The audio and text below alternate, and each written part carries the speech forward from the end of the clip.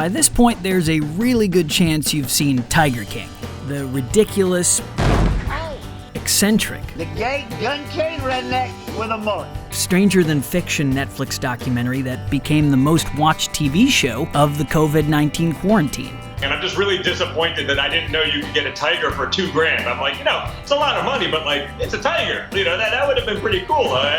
But outside of the tiger attacks, political campaigns, and murder plots, the series has a lot to say about men, their egos, and the way they wield their power.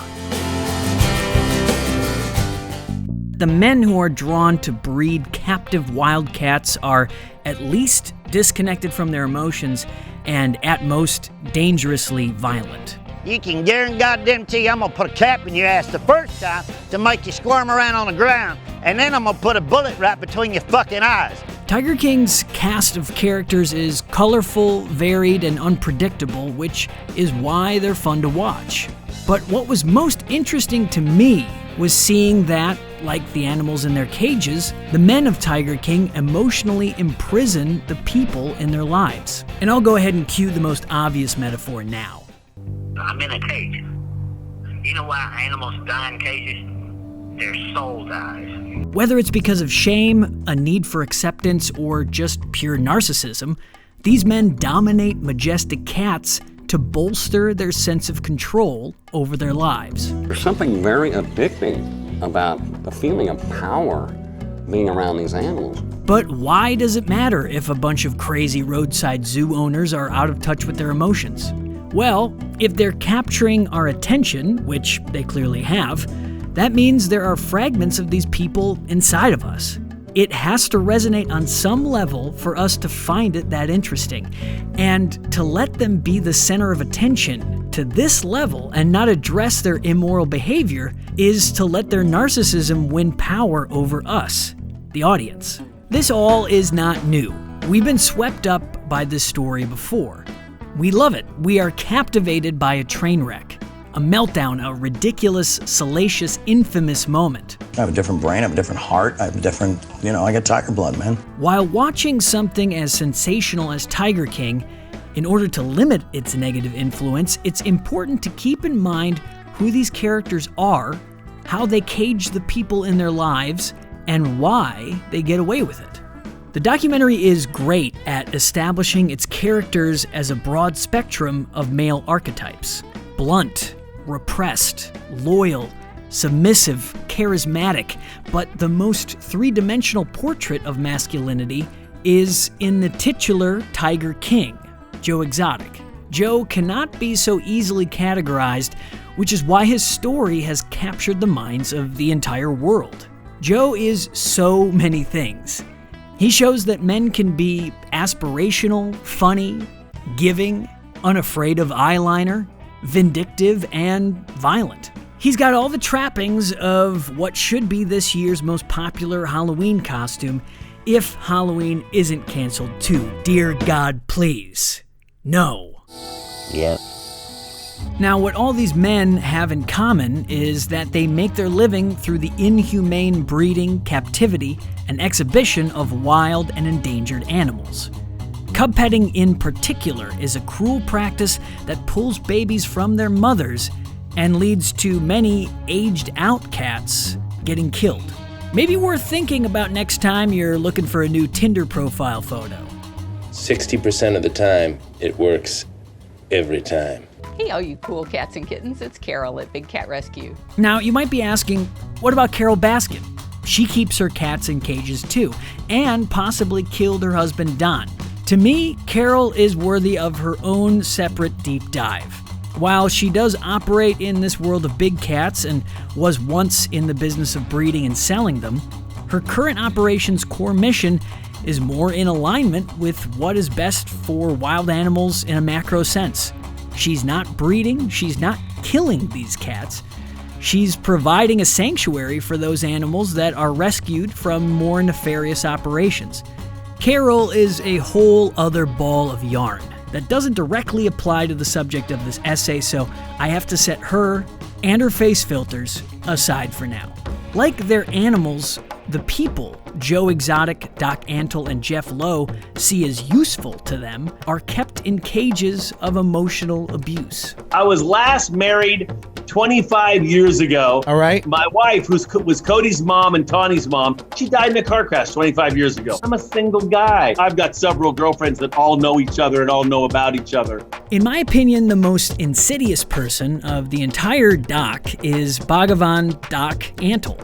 He participates in a lot of the same immoral business practices as Joe Exotic, but he's much more successful. His Myrtle Beach safari is 50 acres with tours running every day and night and prices ranging from $150 to $5,000 per group. He is the person who gets away with bad behavior much easier. With the face of Tim Robbins, the hair of Gandalf, and a bunch of celebrity pals, he holds women emotionally and financially hostage without much recourse. I don't need you to teach me a damn thing about animals. How the fuck you got these women trained? Let's look at his power play for a second. All his girlfriends work for him. They all live on his property. He has created a system where none of his partners can ever be on equal footing with him. Barbara Fisher, the woman who was pressured by Antle to get breast augmentation when she was in her early 20s, said of Doc, the world literally in his mind revolves around him and his feelings, and everybody is just an extension of that, how they make him feel. What Fisher is saying is that Doc Antle is a narcissist, and you could say the same of the other two main players in Tiger King. Jeff Lowe is much more quiet about his control of the people close to him. I guess it's hard to hear him through all the bandanas. I mean, there's so much going on here. Jeff Lowe is like if your stepdad happened to be an extra in Malibu's Most Wanted. Yes, we're getting a nanny. I need help. I said, you can get a nanny as long as I get to pick her. Yeah, that's really gross. Comments like that aren't called out by his wife Lauren because of what writer and researcher Peggy Orenstein calls hilarious misogyny. Little pussy gets you a lot of pussy. There you go. Yeah. Because Jeff thinks it's funny to let his wife know that he's interested in other women, if she voices her discomfort with the comment, he can defend it as a joke. This might be a small example, but it says a lot about what type of man Jeff Lowe is. One who controls his wife by letting her know that she is easily replaced. Joe Exotic represents a sort of alternative version of the traditional man. He's, well, I'll let him tell you. I'm as gay as a $3 bill, and I'm standing in a cage with 5 full-grown tigers and lions. And I'll goddamn guarantee I'm a hell of a lot butcher than any of you straight politicians that are getting blowjobs in the back office. But what type of man do his actions show him to be? This is my own little town. I'm the mayor, the prosecutor, the cop, and the executioner. Joe manipulates men in a lot of the same ways Doc Antle manipulates women. He gives poor or lost people a sense of purpose. He provides men a sense of family. He keeps them trapped on his property, and he makes their sexuality into their sense of self-worth. So why do the men of Tiger King get away with acting like this? I just work all day. But I'm kind of like, it's like a stay home. 8 to midnight. 8 a.m. to midnight. You're working every day. Yeah. Narcissism expert Dr. Ramani Durvasula says that people enable a narcissist's lack of tact or empathy because it's easier in the moment to just let them win so everyone can keep their sanity, their security, or their status. They're usually not locked up. They're being held by 1,000 social ties and by the idea of losing everything. And how are they going to even go, and where will they go when they leave? And trust me when I say, from my experience, this is absolutely true. Narcissists get rewarded for bad behavior by winning these moments. And whatever their inner turmoil is, shame, fragile ego, insecurity, that gets muted by the win. To some of you, this all might feel like it's far away. Like you'll never engage with these ridiculous characters, so it doesn't matter. But in reality, the issue isn't how you're going to avoid a Joe Exotic in your life. It's preparing you for someone more subtle, more charismatic. The telltale signs aren't a mullet and piercings everywhere. Gotta get Prince Albert in there. It's a guy who makes jokes that degrade women. Then we get Lauren back in the gym.